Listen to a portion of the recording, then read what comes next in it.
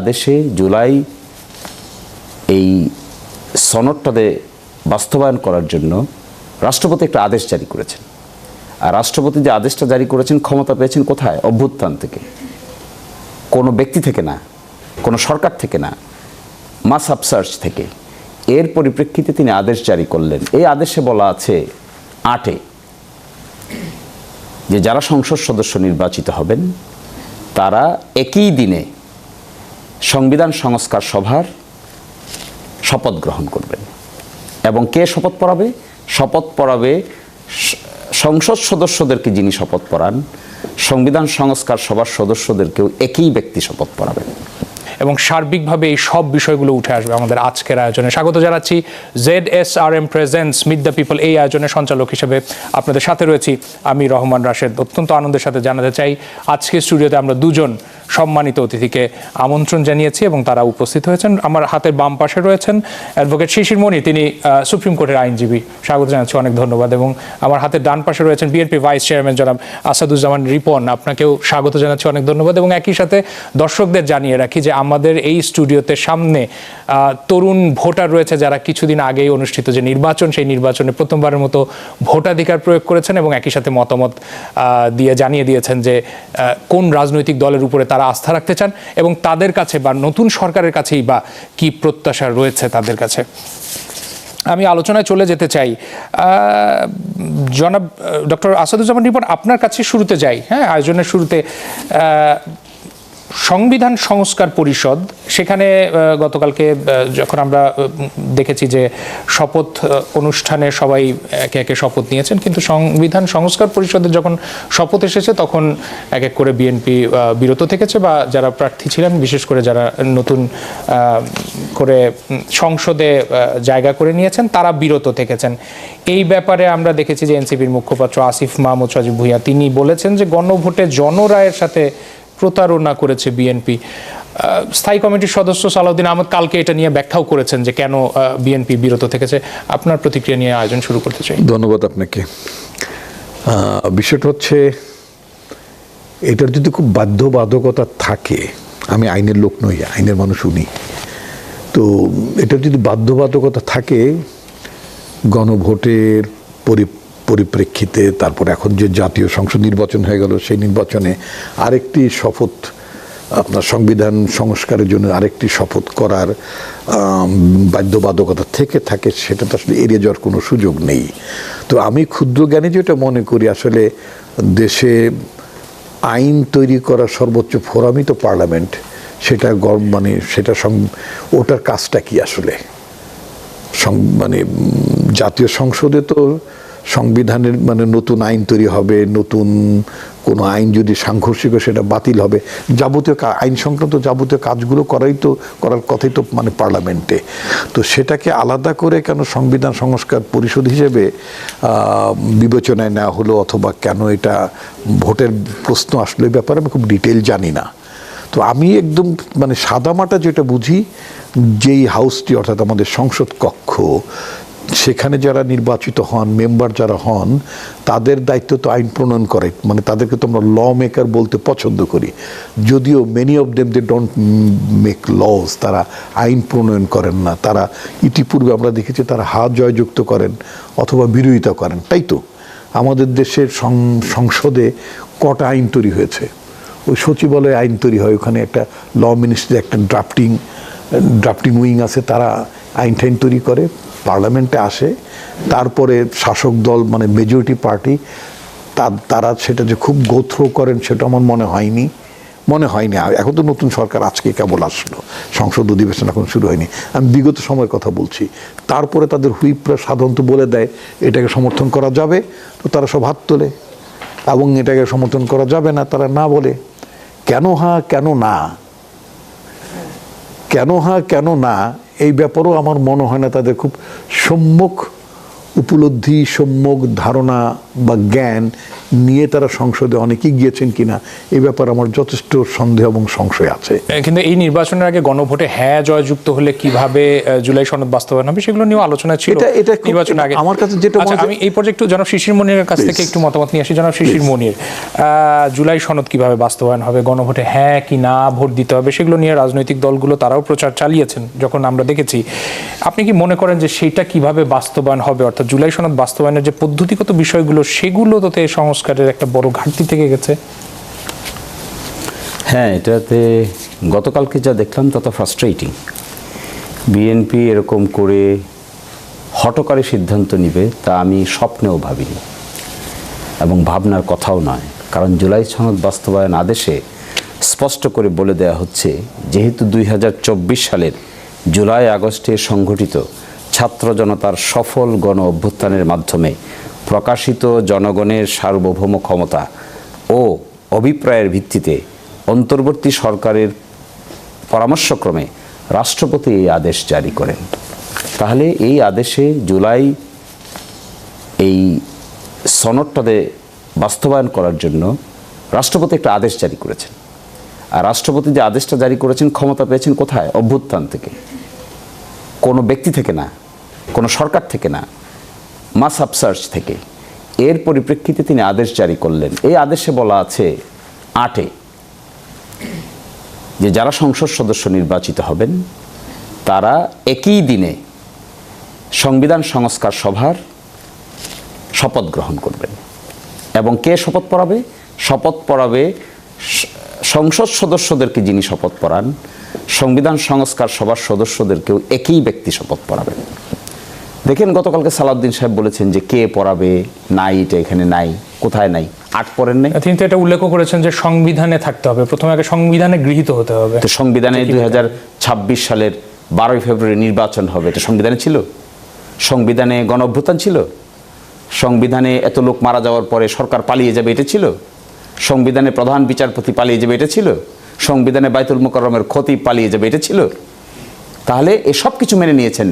এখন এসে যখন সংবিধান সংস্কারের প্রশ্ন আসবে এখন বলতেছেন সংবিধানে নাই।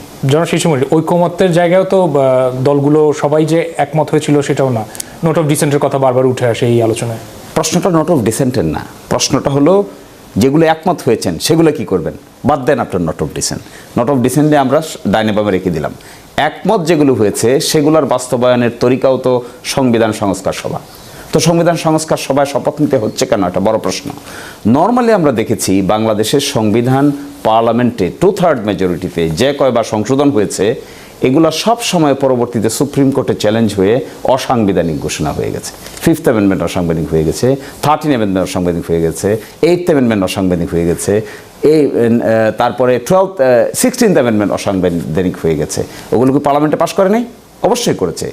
এই জন্য আমরা চিন্তা করেছিলাম ঐকমত্য কমিশনে যে আমরা একটা সংবিধান সংস্কার সভা করব, আর ওই সংবিধান সংস্কার সভায় গৃহীত সংস্কারগুলো পরবর্তীতে কোনো আদালতে চ্যালেঞ্জযোগ্য হবে না। এই প্রোটেক্টিভ মেজারটা এখানে নেওয়া হলো। আসলেন ক্ষমতায় 2/3 মেজরিটিতে। 13ই নভেম্বর 2026 সালে 13ই নভেম্বর 2025-এ এই আদেশ জারি করা হয়েছে। এতদিন বলেন নাই কেন মানবেন না? যে ইলেকশন হয়ে গেল, 200 কয়টা আসন পেয়ে গেলেন, পুরাপুরি চেহারা চেঞ্জ হয়ে গেল। জনাব শিশুমন একটু থামাই আপনাকে। এই যে বলছেন যে সংস্কারের কথাগুলো, সেটা তো এখনো হওয়া সম্ভব, দেখেন কি সেই সুযোগ তো আছে? মানে সংসদ আইনে বলা হয়েছে যেদিন সংসদ সদস্যদের শপথ হবে, দেখেন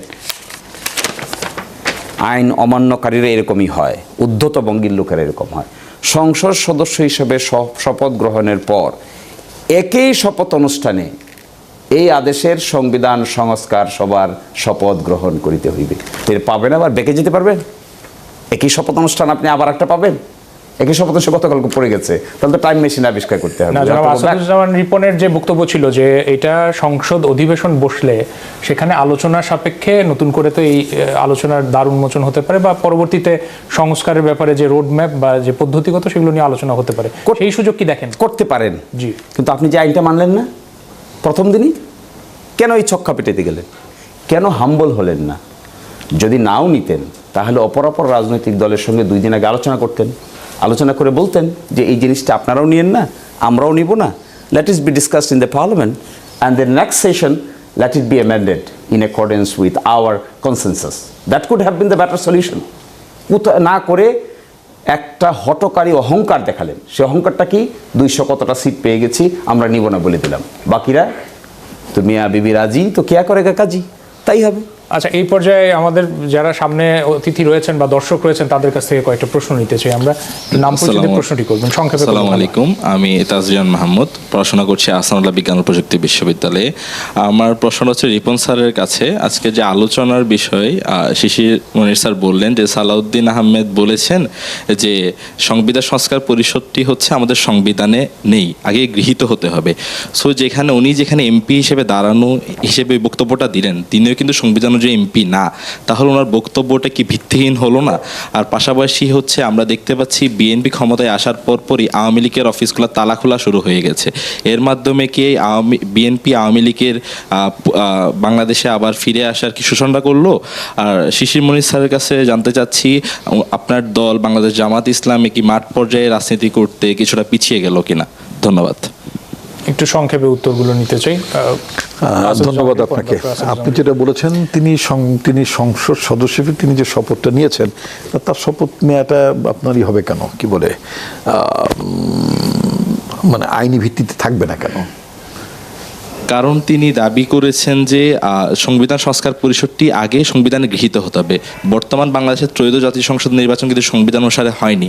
সংবিধান অনুসারে হওয়ার কথা ছিল 2029 সালে। সো এই নির্বাচনটা কিন্তু সংবিধান অনুসারে হয়নি। আমি আপনাকে একটা কথা বলি, বাংলাদেশে 3টি যে সংসদ হলো, যদিও ওনারা বিষয়গুলো তোলেননি, মানে আমি আইনের ক্ষেত্রে জান নাই, সেটা হচ্ছে যে একটিও কি জনগণের কোনো প্রতিনিধিত্বশীল সংসদ ছিল, এবং ওগুলো কি ভোট ছিল না। আমি তো বহু কথার মধ্যে বলেছি, বহুবার বলেছি যে ওই 3টি সংসদকে বেআইনি ঘোষণা করা হোক। ওই 3টি সংসদ যেন নির্বাচিত হয়নি, এবং ওইসব সংসদ সদস্য নির্বাচিত সংসদ বলিয়া গণ্য হইবেন না, এরকম একটা কিছু হওয়া উচিত ছিল আমাদের। আমরা একটা অনেক বড় অভ্যুত্থানের অংশীদার হয়েছি বটে, কিন্তু আমরা অনেক কিছুই কিন্তু আমরা সেই অভ্যুত্থানের স্পিরিট অনুযায়ী আমরা করতে পারিনি। হোয়াট এভার, আমি সালাউদ্দিন আহমেদ যে কথাটি বলেছেন, সেই কথাটি তিনি যেটা বলেছেন যে অন্য রাজনৈতিক দলগুলোর সাথে এগুলো আলোচনা হতে পারতো, শিওর হতে পারতো না যে তা না হতে পারতো। আর যেই কথাগুলো বলেছেন সেটার ওই পরিপ্রেক্ষিতে অপর যে রাজনৈতিক দলগুলো যারা সংসদে আছেন তাদেরও বিশদ ব্যাখ্যা, এটার কাউন্টারে তাদের বিশদ ব্যাখ্যা থাকা উচিত ছিল, সেই ব্যাখ্যাটা আমরা দেখিনি।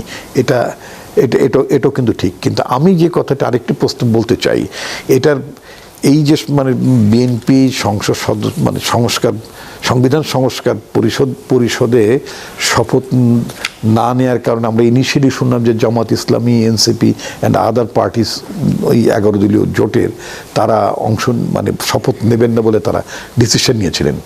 উইদিন ফিউ আওয়ার্স তারা আবার সংসদ সদস্য হিসেবে শপথও তারা নিলেন। এই যে হঠাৎ করেই তারা সিদ্ধান্ত বদলান, একবার জানালেন তারা শপথ নিচ্ছেন না, তখন আমরা বুঝলাম যে একটা স্টেলমেট হচ্ছে, বোধ একটা জটিলতা তৈরি হচ্ছে। বাট আবার পরক্ষণে আবার সংসদে তারা শপথ নিলেন। এটা ভালো হয়েছে যে একটি শুরুর দিন থেকে একটা জটিল রাজনীতিতে কথা থাকবে, সমালোচনা থাকবে, নানা ইস্যু থাকবে, এবং সেটা গণতন্ত্রের জন্য, সংসদীয় রাজনীতির জন্য সেটা ভালো। কিন্তু এটা খুব ক্লিয়ার হওয়া উচিত ছিল যে যারা ইনিশিয়ালি বললেন যে তারা শপথই নেবেন না, আন্ডার হোয়াট সার্কামস্টেন্সেস, কেন, কোন কম্পালশনে আবার তারা শপথ নিলেন, সেই ব্যাখ্যাটাও তাদের দেওয়া উচিত ছিল। আচ্ছা, যারা শিশিরমণির কাছে একটা প্রশ্ন গেছে, আপনি প্রশ্ন করেছেন যে রুট লেভেলে কি আমরা দুর্বল হয়ে গেছি কিনা। আমরা ইলেকশন করেছি 227টায়, আর বাকিগুলোতে ইলেকশন করেছে জোটের অন্যান্য, কম্বাইন যদিও সাপোর্ট করেছে, কিন্তু করেছেন অন্যান্যরা। আপনি যদি টোটালটা দেখেন তাহলে দেখতে পাবেন যে অন্য যে কোনো সময়ের তুলনায় ভোটের পার্সেন্টেজগত দিক থেকে ইট ইনক্রিজড এ লট। আবার এট দ্য সেম টাইম এটাও বলতে পারেন যে সমস্ত জায়গায় 2 থেকে 5,000 ভোটের ব্যবধানে হেরেছে। এই সমস্ত জায়গায় কেউ যদি বলে যে আরও ড্রাইভ দিলে হতো, আরও অনেক বেশি ইফেক্টিভ কর্মী বাহিনী দরকার ছিল, রুট লেভেল অর্গানাইজেশন স্ট্রং হওয়া দরকার ছিল, আপনার এই criticism is valid. I accept that criticism. We are always in favour of accepting good things. আর শুধুমাত্র না বলবো সবেই না বলবো, একসময় নিজের জন্মকেও না বলবো, তা তো আর হবে না। So what we say the right thing. If you have any credible criticism against us, we are always ready to accept the criticism. I am accepting your criticism. We could have been much more careful in terms of the root level politics. অনেক ধন্যবাদ। আমরা আরেকটা প্রশ্ন নিতে চাই, খুব সংক্ষেপে প্রশ্নটা করলে। জি আচ্ছা, সংক্ষেপে। আসসালামু আলাইকুম, আমার নাম নাসির, সাউথ ইস্টার্ন ইউনিভার্সিটি থেকে। আমার প্রশ্নটা হচ্ছে, যখনই কোনো সরকার আসে পুরাটা কন্ট্রোল করতে চায়, তো প্রথম দিনই এই জিনিসটা অনেকটা আভাব আমি পেয়েছি। তো যখনই কন্ট্রোল করতে চায় তখনই আমরা একজন খায়রুল হকের মতো, বিচারপতি খায়রুল হকের মতো মানুষ পেয়ে যাই। তো আবারও কি বিএনপি ওইরকম খায়রুল হক তৈরি করতে পারবে কিনা, আপনার কাছে প্রশ্ন। আচ্ছা, এই উত্তরটা বরং নেই, একটা ছোট বিরতি থেকে আসি, দর্শকদের কাছে একটা ছোট বিরতিতে যেতে চাই। ZSRM presents meet the people দেখছেন, একটা ছোট বিরতির সময় হলো, আমাদের সাথে থাকুন। স্বাগত আরও একবার, আপনারা দেখছেন ZSRM presents meet the people. বিরতির আগে আলোচনায় ছিলাম এবং আমার সাথে দুজন সম্মানিত অতিথি রয়েছেন জনাব শিশির মনিন, রয়েছেন ডক্টর চেষ্টা করা হলে এটা অ্যাবর্শন হবে আমার বিবেচনায়, কারণ মানুষ প্রতিবাদের রাস্তা শিখে গেছে। অথরিটারিয়ান গভর্নমেন্টকে কেউ পছন্দ করে না। মানুষ সবাই তার সেলফ প্রেস্টিজ, ডিগনিটি আর ফ্রিডম নিয়ে ব্যস্ত। Right two privacy is very important. আমার প্রাইভেট রাইটে কেউ যদি ইন্টারফেয়ার করতে চান, যত বড় ক্ষমতাধরই হন না কেন, তিনি শেষ পর্যন্ত মসনদ রক্ষা করতে পারবেন না। This is the lesson from last movement. ফলে 2/3 মেজরিটি পেয়েছেন, প্রথম দিন যা দেখিয়েছেন এটা ব্যাড। শপথ না নেওয়াটা হাম্বলনেস হলো না, শপথ না নেওয়াটা বিনয়ী ভাব হলো না, শপথ না নেওয়াটা অহংকারের বহিঃপ্রকাশ হলো। আরেকটা প্রশ্ন নিতে চাই। জি, হাতে মাইক্রোফোন আছে। আচ্ছা, আমি হচ্ছে রাফাত, আমি চিটাগাং ইউনিভার্সিটি থেকে আসছি। আমার প্রশ্নটা হচ্ছে, অন্তর্বর্তীকালীন সরকারের জাতীয় নিরাপত্তা উপদেষ্টা থেকে সরাসরি বিএনপির নেতৃত্বাধীন টেকনোক্র্যাট মন্ত্রী, পররাষ্ট্রমন্ত্রী হিসাবে নিয়োগ পাওয়া, উনার প্রসঙ্গে বিএনপিকে কি সেই পদটা চাপিয়ে দেওয়া হয়েছে নাকি তারা ইচ্ছাকৃতভাবে তাকে নিয়েছেন? এবং দ্বিতীয় আমার যে প্রশ্নটা, বিএনপি ক্ষমতায় আসার পরে আওয়ামী লীগের অফিসগুলো খুলতে শুরু করেছে, এটা কিভাবে দেখছেন না? এবং এটা কি আপনাদের নির্দিষ্ট কোনো আইনের মাধ্যমে বা নির্দিষ্ট কোনোভাবে আপনারা এটাতে সহযোগিতা করছেন কিনা? ডক্টর আসাদুজ্জামান। ধন্যবাদ আপনাকে। একটা হচ্ছে যে প্রফেসর মোহাম্মদ ইউনূস তো আসলে বিএনপির যিনি পররাষ্ট্রমন্ত্রী হবেন, মানে একজন তো ইতিমধ্যে হয়েছেন, আমি সেটা কথা বলছেন, অর্থাৎ কে হবেন এটা তো ইউনূস সাহেব চাপিয়ে দিতে পারেন না, বা মানে আমার মনে হয় না তিনি এরকম কাউকে প্রতিনিধি হিসেবে প্রেরণ করেছেন বলে আমি মনে করি না। আমি যেটা মনে করি, যেহেতু আমি আউট অফ গভর্নমেন্ট, আমি তো সরকারের কেউ নই, সুতরাং I can't speak like that যে under what consideration BNP took him as their foreign affairs minister. হ্যাঁ, ডক্টর খলিল কি বলে, মানে সক্ষম মানুষ, তিনি ভালো ডেলিভারি করেছেন ডক্টর মোহাম্মদ ইউনূসের মানে ক্যাবিনেটে, মানে তার অন্তর্বর্তীকালীন সরকারে নিঃসন্দেহে তিনি ভালো কাজ করেছেন। পার্টিকুলারলি একেবারে শেষ মুহূর্তে তিনি যে ইউএস কটন নিয়ে যে একটা ডিল করলেন আমেরিকার সাথে, বাংলাদেশের গার্মেন্টস ইন্ডাস্ট্রির জন্য এটা একটা ব্রেক থ্রো স্টেপ আমি বলতে চাই। কারণ ভারত আমাদের মাঝে মধ্যেই তুলো দেয় না, বর্ডার আটকে দেয়, মানে সীমান্ত দিয়ে মানে আমি বলছি যে এটা ল্যান্ড বর্ডার, এই জায়গাগুলোতে তারা মাঝে মধ্যে ঝামেলা করে। তো ফলে আমাদের গার্মেন্টস সেক্টর, আমাদের যে ইয়েগুলো আছে, নিট ইন্ডাস্ট্রিগুলো আছে, এগুলো অনেক সাফার করে। আমেরিকার মানে অফার করেছে এই ডিলের মধ্য দিয়ে, সেটা হচ্ছে যদি আমরা তাদের কাছ থেকে যদি আমরা কটন ইম্পোর্ট করি, তাহলে তারা আমাদের গার্মেন্টস পণ্যকে তারা 0 ট্যারিফ দেবে, অর্থাৎ আমাদের দিতে হবে না। কারেন্টলি আমরা 19% ট্যারিফ দেই। এখন এর মধ্যে কেউ হয়তো প্রশ্ন তুলবেন যে আমরা ওখান থেকে ইম্পোর্ট করতে হলে আমাদের অনেক মানে খরচ পড়বে, সময়ের ব্যাপার আছে, এগুলো সব বিবেচনায় নিয়ে তারপরেও যদি আমাদের ইন্ডিয়ার চেয়ে বেটার হয় তাহলে নট ব্যাড। তো সেই বিবেচনা থেকে বিএনপি নেচারালি একজন মানে দক্ষ, ভালো বার্গেইন করতে পারে, নেগোশিয়েট করতে পারে, ডিল করতে পারে, এরকম যে কাউকেই নিতে পারেন। এখন প্রশ্ন উঠতে হবে এথিক্যালিও whether it was correct or not, সেটা ভিন্ন প্রশ্ন। আর অন্তর্বর্তীকালীন সরকার থেকে কেউ পরবর্তীতে কোনো রাজনৈতিক সরকারে যোগদান করতে পারবেন না, সেটাও তো কোনো আইনি বাধ্যবাধকতা আমার জানা মতে নেই। এখন একটা ব্যক্তির উপর নির্ভর করবে। কেউ যদি মনে করে যে I served under interim government, আমি অন্য কারোর সাথে সম্পর্ক রাখবো না। যেমন কিছু লোক আছে অলরেডি মানে শপথ নেওয়ার আগেই তারা দেশ ছেড়ে তাদের আরেক জায়গায় চাকরিতে চলে গেছেন। That is a different issue. But যদি কোনো সরকার কাউকে নিতে চান ফর হিজ এফিসিয়েন্সি, যে তাকে দরকার দেশের স্বার্থে, উনি তো টেকনোক্র্যাট, অথবা যিনি আসবেন তিনি যদি মনে করেন ওয়েল আমি আমার দেশকে সার্ভ করতে পারি, এটা এটা এটা মানে সেখানে কোনো বাধা দেখছেন না? মিউচুয়াল। এটা দ্বিতীয় প্রশ্নের উত্তরটা, দ্বিতীয় প্রশ্ন করেছিলেন। হ্যাঁ, দ্বিতীয় প্রশ্ন আপনি যেটা করেছেন এটা আমার কাছে খুবই disturbing. To tell you very frankly, আমি নিজেই খুব ডিস্টার্ব ফিল করছি আফটার সিইং দিস মানে কাইন্ড অফ মানে রিপোর্টস। আজকে বোধহয় আমি একটা নোয়াখালীর একটা ঘটনা দেখলাম যে তারা মানে তাদের পার্টি অফিসের তালা খুলে তারা একটা ব্যানার ট্যানার টাঙিয়ে কয়েকটা স্লোগান দিয়ে তার পত্রিকার ভাষায় সটকে পড়েছে। মানে আমার কথা বলছি না। আরেকটা ঘটনা যেটা আসলে পঞ্চগড়ের একটা উপজেলায় এরকম একটা ঘটনা ঘটেছে, দুটো ইনসিডেন্ট ঘটেছে। তো ফলে হয়তো পলাতক শক্তি তারা হয়তো মনে করেছে যে নির্বাচন, শপথ, সরকার গঠন, সব মানে সবাই শপথ সব দলই তো ব্যস্ত, মানে সবাই গুড জেস্টারের মধ্যে আছে, হ্যান্ডশেক করছে, মোলাকাত করছে, এই ধরনের একটা টাইম মানে যেটাকে বলে এটা সবাই একটা সৌহার্দ্যমূলক সময়, এই টাইমটাকে মানে অনেক সময় বেছে নিয়েছে। হ্যাঁ, হানিমুন পিরিয়ডে আছে। আমি একটু ঘটনা বলি, আমরা তো আন্দোলন করতাম, তো দেখা গেল যে আওয়ামী লীগ যখন 5ই জানুয়ারিতে ইলেকশনটা করে ফেললো তো আমাদের নামে অনেক মামলা আছে, আমাদের চলতে ফিরতে থাকতে তো অনেক সব সমস্যা হয়। তা আমরা ধরে নিলাম যে ইলেকশনটা যখন করে ফেলতেই পেরেছে এবং গদিতেও বসে গেছে, এখন হয়তো আমাদের প্রতি একটু চাপ কমবে। তো সেই হিসেবে দেখা গেলো যে আমরা একটু বাড়ি ঘরে এসে ঘুমানোর চিন্তা করলাম, তো একটু অল্প বিস্তর হাঁটার চেষ্টা করলাম। হয়তো ওরাও মনে করেছে, পলাতক শক্তি কেউ মনে করেছে সিন্স আন্দোলনে একটা বড় শক্তি বিএনপি ফর্ম দ্য গভর্নমেন্ট, এবং অপোজিশনে যারা ছিলেন তারাও এখন আজকে শপথে ব্যস্ত, এই ফাঁকে আমরা একটা জিন্দাবাদ দিয়ে আসি। আমার মনে এই ধরনের একটা অপরচুন মুভমেন্ট খুঁজেছে। বাট যে কথাটি আমি জানি তরুণদের মধ্যে অনেকেরই প্রশ্ন, তোমাদের যে মনের প্রশ্ন, যে আকুতি অথবা তোমাদের যে অনুভূতি, তা থেকে বিন্দু মাত্র আমার মানে কি বলে আমার ভাবনা প্রতিক্রিয়া ভিন্ন না। আমি নিজেও এটা দেখে খুব আগেই বলছিলাম খুব ডিস্টার্ব ফিল করেছি। এই ব্যাপারে আমাদের সদা জাগ্রত থাকতে হবে এবং পলাতক শক্তি কোনোভাবেই যাতে কোনো ফাঁক ফোকর দিয়ে ঢুকতে না পারে, সকল রাজনৈতিক দল এবং তোমরা যারা তারুণ্যের শক্তি, তোমরা হবে ভ্যানগার্ড, এদেরকে ঠেকাতে হবে। দেখতে পাচ্ছি কি বিএনপির কিছু স্থানীয় পর্যায়ের নেতাকর্মী তাদের এইসব কর্মকাণ্ডে সহযোগিতা করতেছে।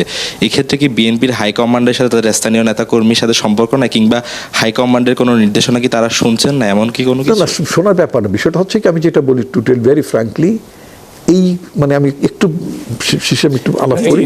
কতগুলো বিষয়টা হয় কি, মানে লেভারেজ দেওয়ার কতগুলো প্রবণতা থাকে। একবার এনসিপির এক তরুণ নেতার সাথে আমি একটা টক শোতে ছিলাম অনেক আগে, মানে বোধহয় বছর খানেক আগে শুরুতে। তখন তারা ওই যে আওয়ামী লীগের নির্বাচিত বা ডিফাং যেগুলো মানে ওগুলো সব বন্ধ করে দেওয়া হলো, সিটি কর্পোরেশন, পৌরসভা, এগুলো তাদের যারা কমিশনার ছিল তাদের নিয়ে তারা একটা মিটিং করলো প্রকাশ্যে, এবং এটা নিয়ে যখন সমালোচনা হলো আমি প্রশ্নটা রেজ করলাম যে পতিত স্বৈরাচারের এবং বাতিল পৌরসভা, সিটি কর্পোরেশনের মেয়রদের যারা জনগণের বিপক্ষে অবস্থান করেছে তাদেরকে নিয়ে সভা কেন? এটা এনসিপি এই সভাটা করেছিল। তখন এনসিপির একজন দায়িত্বশীল নেতা তিনি এটা এক্সপ্লেইন করলেন, আমি নামটা নাই বলি, এক্সপ্লেইন করলেন যে সবাই তো অপরাধ করেনি, এই যে ফার্স্ট লেভারের দল এইভাবে যারা অপরাধ করেনি তাদেরকে নিতে অসুবিধা কোথায়, তাদেরকে যোগদান করতে অসুবিধা কোথায়? ওই যে তখন স্থানীয় সরকার একটা নির্বাচন আয়োজনের একটা তোড়জোড় ছিল এনসিপির পক্ষ থেকে। তো সেখানে আমি যেটা মনে করি ব্যাপক প্রতিবাদ, এবং মানুষ এটা ভালো চোখে দেখেনি বলে ওই অ্যাটেম্পটে মানে ফয়েল হয়েছে। আমি সেই কথাটি তোমাদের উদ্দেশ্যে বলতে চাই, আন্দোলনটা তো শুধু বড় বড় রাজনৈতিক দলের প্ল্যাটফর্ম করে, ইট ইজ ইউ, তোমরা আন্দোলনটা করেছো মূলত, যাদের সাইনবোর্ড ছিল না, বিশেষ কোনো দল করতো না, তারা তাদের তারুণ্যের মানে চেতনা থেকে, স্বপ্ন থেকে তারা একটা পরিবর্তন দেখতে তারা মাঠে নেমেছে। আমি স্টিল মনে করি তোমরা যদি ভ্যানগার্ড হয়ে থাকো এবং তোমরা যদি অপোজ করো, we don't like to see it, আমরা পতিত স্বৈরাচার এইগুলোকে এই ফ্যাসিবাদের দোসরদেরকে, তাদের এজেন্টদেরকে আমরা তাদেরকে মানে রিহ্যাবিলিট হতে কোনোভাবেই আমরা দিতে চাইতে পারি না। তোমাদের এই অ্যাটিটিউডটা যদি খুব জাগ্রত থাকে, আফল যদি এই অ্যাটিটিউডটা করতে পারো, আমি মনে করি কোনো রাজনৈতিক দলের পক্ষে এটা সম্ভব না। যদিও নির্বাচনের আগে স্থানীয় পর্যায়ে মার্সে মানে according to news paper reports, পত্রপত্রিকায় যেটা দেখেছি, কোনো জায়গায় এই ধরনের একটু লিবারেল অ্যাটিটিউড ছিল টু মানে অন্যদের কাছে ভোট ঠোট চাওয়া বা পাওয়ার আশায়। ওই ক্ষেত্রে যদি আমরা যদি আরও সব দলগুলোর কথা বলছি, সবাই যদি খুব কঠোর অবস্থানে থাকতো নো ম্যাটার হোয়াট, তাহলে it could have been better, অনেক ভালো হতো। জনগণ নিশ্চয়ই সচেতন থাকবে, জনাব শিশির মনির, জনগণ তো সচেতন থাকবে, সংসদের প্রধান বিরোধী দলও নিশ্চয়ই খুব টাফ টাইম দিবে বা চ্যালেঞ্জ ছুড়বে সরকারের প্রতি। আমরা একসময় এটাও লক্ষ্য করেছি যে আপনি ফেসবুক স্ট্যাটাসে লিখেছেন যে রাজনীতিতে নতুনত্ব আনা দরকার, অর্থাৎ ছায়া মন্ত্রিসভা নিয়ে কথা হয়েছে, বেশ আলোচিত একটা বিষয়, যেটা বাংলাদেশের মানুষ খুব বেশি এটার সাথে পরিচয় ঘটেনি। একটু জানাবেন যে আপনাদের কি সেটাই কি কৌশল হবে যে এটা দিয়ে বা ছায়া মন্ত্রিসভা গঠন করে আপনারা সরকারের জবাবদিহিতা নিশ্চিত করতে চান? আমরা মনে করি রাজনীতিতে গুণগত পরিবর্তন আসা জরুরি। 5ই আগস্টের পরে পচা রাজনীতি আর কেউ দেখতে চায় না। তাহলে সেই গুণগত পরিবর্তনের রাজনীতিটা কি? এই রাজনীতিটা হলো কে কার চাইতে বেশি ডেলিভার করতে পারে, এর নাম হলো গুণগত পরিবর্তন। কমপ্লেক্স ইস্যু কে কত ক্রিয়েটিভ ওয়েতে সলভ করে মানুষের সামনে উপস্থাপন করতে পারে, that would be the qualitative change of the politics. খালি রেটরিক বলে গালি গালাজ, বকা বকি, ডানে বামে, unnecessary time consuming. So what we expect পার্লামেন্টের লিডার যিনি হয়েছেন তিনি এবং তার বাহিনী বা তার মন্ত্রিসভা এমন কিছু ক্রিটিক্যাল প্রবলেমের সলিউশন বাইর করবে যেখানে ইয়াং প্রজন্ম সহ সকলে অ্যাপ্রিসিয়েট করবে। That is what is important. যদি না পারেন তাহলে উই উইল ফর্ম, পারলেও ফর্ম না পারলেও form, we are going to form A shadow cabinet, যে ক্যাবিনেটে হোম মিনিস্টারের এগেনস্টে আরেকটা বডি তৈরি করবো, আমরা ফাইন্যান্স মিনিস্টার এগেনস্টে বডি তৈরি করব, ল মিনিস্টার এগেনস্টে বডি তৈরি করব, ইন্ডাস্ট্রি মিনিস্টার এগেনস্টে বডি তৈরি করব, ফরেন মিনিস্ট্রির এগেনস্টে বডি তৈরি করবো। তাদের কাজ হবে ভালো কাজ যদি সরকার করে টু অ্যাপ্রিসিয়েট দেম, ভালো কাজ যদি না করে দেন ক্যাচ দেম। শুধু ক্যাচ করলেই হবে না, অল্টারনেটিভ কি ভালো কাজ হওয়া উচিত তারও রূপরেখা প্রদর্শন করতে হবে। এর মাধ্যমে দুটি ঘটনা ঘটে। এক হলো বিরোধী দল পরবর্তী সরকার পরিচালনার জন্য প্রস্তুতি নেয়, অ্যাট দ্য সেম টাইম বর্তমানটাকে কনস্ট্রাকটিভ ওয়েতে পরিচালনার মেকানিজম বের করে। তো জামায়াতে ইসলামীর পার্লামেন্টের অ্যাটিটিউড হবে এরকম। কোরআন শরীফ একটা আয়াত আছে, ওয়ালা তাআওয়ানু আলাল বিররি ওয়াত তাকওয়া লা তাআওয়ানু আলাল ইসমি ওয়াল উদওয়ান। তোমরা পরস্পরকে ভালো কাজে সহযোগিতা করো কিন্তু মন্দ কাজে সহযোগিতা করো না। আমাদের পলিসি হবে এটা। তারা যদি ভালো কাজ করে, যেটা পাবলিক ইন্টারেস্টের পরে হবে, উইল অ্যাপ্রিসিয়েট। এবং দেখবেন এইবারই দীর্ঘদিন পরে বাংলাদেশের পার্লামেন্টে দেখতে পাবেন কি করে সরকারকে অ্যাপ্রিসিয়েট করতে হয়। আবার অ্যাট দ্য সেম টাইম এটাও দেখবেন কি করে সরকারের বিরুদ্ধে প্রতিবাদ গড়ে তুলতে হয়। এই প্রতিবাদ সবসময় রাস্তায় হবে তা না, এই প্রতিবাদ হবে কনস্ট্রাকটিভ ওয়েতে। ল মিনিস্ট্রি থেকে একটা লকে ড্রাফট করে পাবলিকের সামনে হাজির করা হবে, আমরা তার অল্টারনেটিভ ড্রাফট উপস্থাপন করেও দেখাবো যে এটা না হইয়া এটা হওয়া উচিত ছিল। That should be the qualitative change. এটাকে আমরা বলছি শ্যাডো মিনিস্ট্রি। এটা পৃথিবীর উন্নত দেশে আছে। আরেকটা বিরতির সময় হলো, আমরা বিরতি থেকে এসে আরো আলোচনায় যাচ্ছি। ZSRM presents meet the people দেখছেন, আরেকটা বিরতির সময় হলো আমাদের সাথে। ZSRM presents meet the people দেখছেন, আয়োজনের শেষ প্রান্তে দাঁড়িয়ে আছি, কিন্তু প্রশ্ন শেষ হয়নি, প্রশ্নের উত্তরও খোঁজার চেষ্টা করছি আমরা। এই পর্যায়ে আবার চলে যাব, আমরা প্রশ্ন নিতে চাই দর্শক সারি থেকে।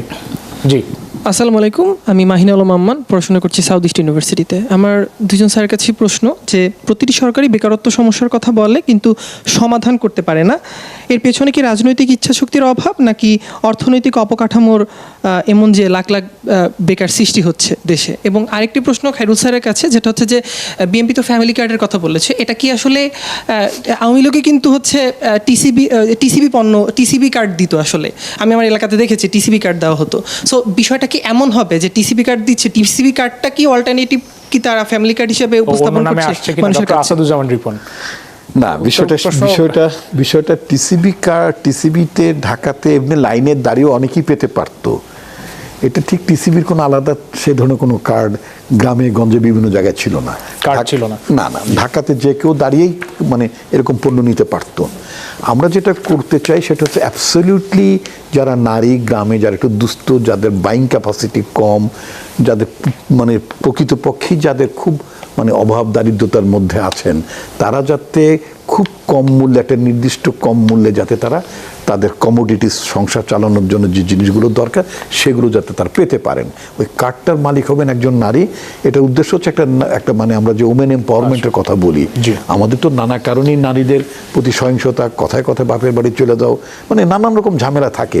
সেজন্য নারীদের হাতে আমরা কার্ডটা দিতে চাই, সো দ্যাট ওই কার্ডটার মালিক যাতে মানে নারী হন। আমরা বুঝতে পেরেছি। এই পাশ থেকে একটা প্রশ্ন নিব। আসসালামু আলাইকুম, আমার নাম সালমা সুবহা আনিকা, এসেছি আইইউবিএটি থেকে। আমার প্রশ্ন শুরু করার আগে আমি ভাইয়ার প্রশ্নটা থেকে একটা প্রশ্ন নিতে চাই। সেটা হচ্ছে, এই যে ফ্যামিলি কার্ড হিসেবে যে কার্ডটার কথা বলা হচ্ছে বা আমরা লোককানে শুনছি, তো এই ধরনের কার্ডের জন্য কি কোনো ধরনের চাঁদা আমাদের কাছ থেকে নেওয়া হবে কিনা? নট অ্যাট অল, প্রশ্নে ওঠে না। ঠিক আছে। এবং আমার দ্বিতীয় প্রশ্ন দুজন স্যারের কাছেই। আমরা অনেক কষ্ট করে আসলে ৭১-এর পরে আবার নতুন করে দেশ স্বাধীন করেছি, তো জনগণের অবশ্যই আমাদের অনেক ধরনের উচ্চাকাঙ্ক্ষা আছে, কিংবা আমাদের অনেক কিছুই আসলে চিন্তাভাবনায় আছে। আমি কিছুদিন আগে ছোট্ট একটা পডকাস্ট করেছিলাম, সেই পডকাস্টে আমি অনেকের কাছ থেকে জানতে চেয়েছি, নতুন বাংলাদেশ হিসেবে আপনি কি চান, আপনি কি প্রত্যাশা করেন? আমাকে সবাই বলেছে